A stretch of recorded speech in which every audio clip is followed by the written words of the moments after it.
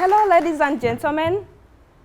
Let me start my speech with a question towards the ladies.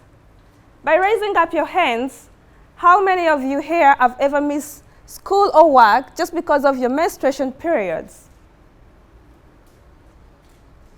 You know, it is very hard for you to wake up in the morning and either email your professor or call your boss that you're going to miss school or work just because of your menstruation cycle. It is considered to be a shame. Therefore, many young girls out there are missing on so many opportunities. Many cultures around the world still verify menstruation and consider period blood to be dirty and impure. I come from a society with many primitive ideas, where menstruation is considered to be a secret, which makes it even a taboo topic to talk about in public, something that has haunted me for quite a long period of time. For instance, in Uganda, where I come from, these cultural taboos towards menstruation are still prevalent in the rural areas. They assert that if a menstruating girl goes near a man, she will become barren. They're not even allowed to climb trees because the trees will stop producing fruits. And if your fellow woman sees your blood or even smells your blood, you're going to menstruate non-stop. Wow. Instead of the society sensitizing the women on the importance of menstrual hygiene, they're just preserving their cultures. So how does menstruation disempowers women? Number one is low self-esteem. Many girls and women in sub-Saharan Africa are negatively affected by financial constraints to purchase sanitary wear. And because of this, menstruation has always made them a shame in public whenever it stains on their clothes. Because of this, most of them have lost self-esteem in public. I remember when I was still in high school, one of my friends never had access to sanitary wear. I used to give her some of my sanitary wear, which my mom used to buy for me. In times when I didn't give her, she always had blood stains on her uniform. Many students used to laugh at her. And to some point, some students stopped talking to her because they considered her to be dirty. This made her lose self-esteem at school, and she decided to quit. She gave birth at an early age, and right now she is a struggling single mother because she had to give up on her dreams due to something that could have been solved earlier. So the next one is poor academic performances at school. Menstruation creates a very big impact on young girls who are studying in schools. It even becomes worse when they lack sanitary wear and knowledge on how to manage their menstruation periods. In this case, it can be evident according to an accumulative study that was conducted by Menstrual Management Uganda. They say that 70% of the young girls whom they interviewed say that they were negatively affected by their menstruation periods every month, something that led to their poor performances at school. Next is a risk of getting infections. As women, we are prone to acquiring infections. In this case, it becomes worse when you don't know how to take good care of yourself in terms of hygiene. In this case, I'm not only talking about cleaning yourself.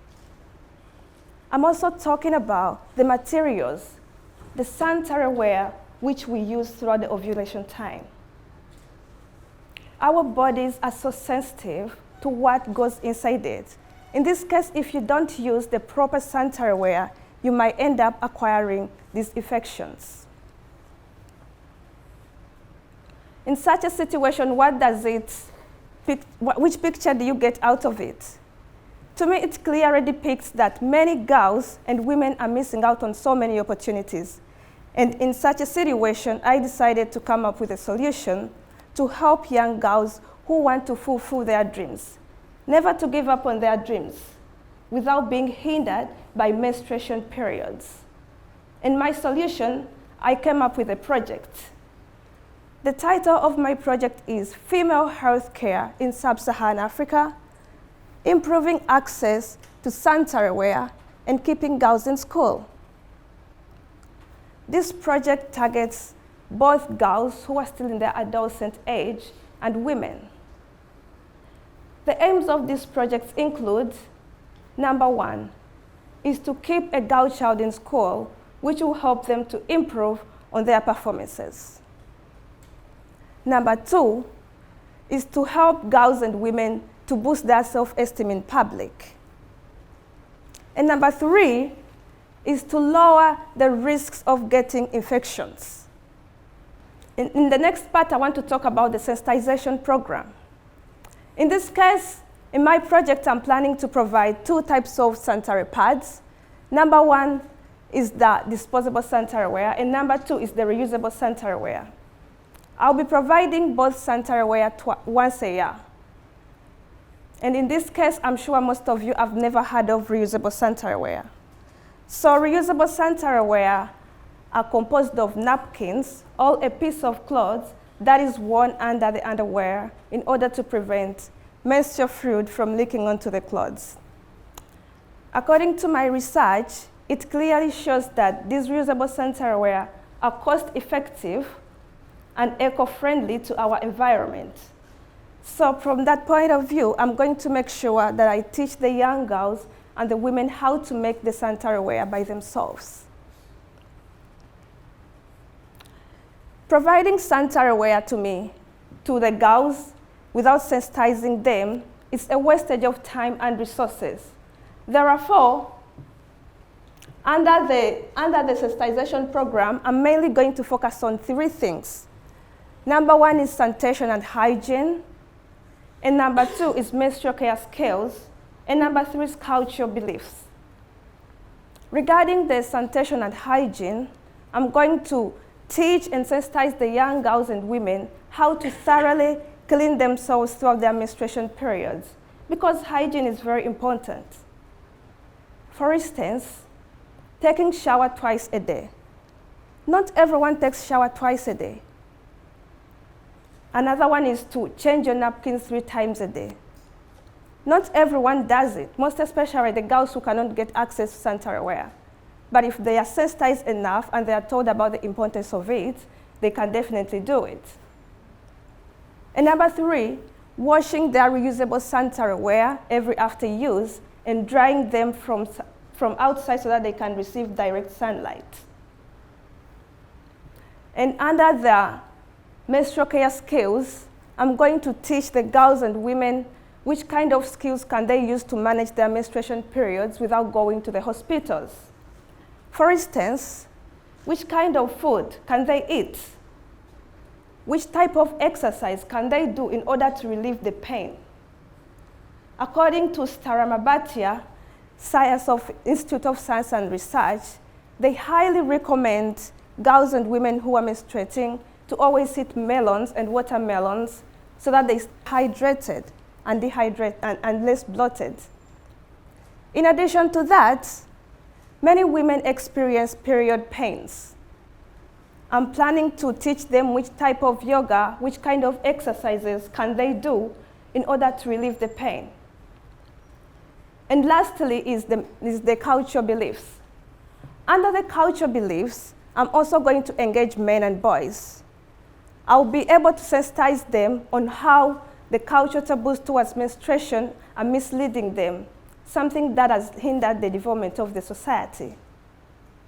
And in addition to that, I'm also going to sensitize them that menstruation is a biological process which every woman goes through, and that they should not let the constructed cultural taboos to undermine it. Someone might be wondering, how am I going to carry out my project? So I'm planning to go to rural areas and meet head teachers so that I can get access to the young girls and boys.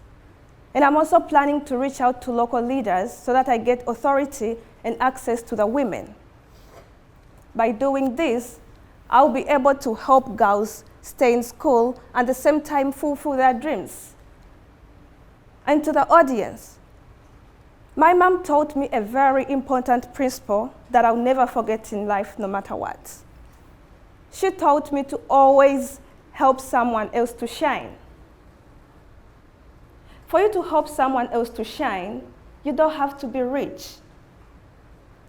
It's all about having a good and caring heart to others. You just need to find something you're passionate about, something you feel attached to, use it, and help someone else to shine. Thank you so much.